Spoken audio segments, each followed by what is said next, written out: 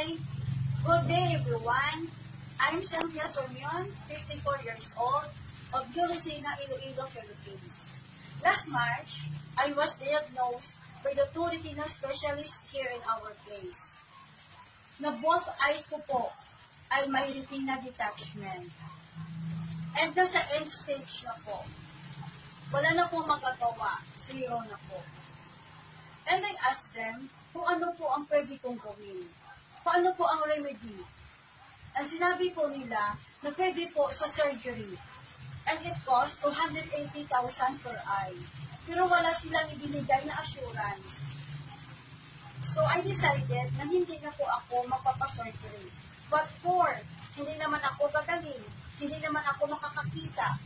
But I thank God, dahil nakilala ko po, si Miss Mary Ledesma Superior, one of our staffies here in our place.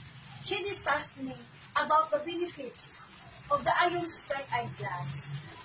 I bought one, and I experienced po na magaling talaga. Kasi after 1 week, nagkakaroon na po ng luha ang aking mga mata. Which is, I didn't experience that before, several months ago. And she told me, mas mabisa pa kung gagamit po ako ng mga apparels po nila. Like eye mask, cap, and socks. And ginawa ko po yun. Yes, it's true. Magaling talaga ang mga products ng NGI Club Philippines.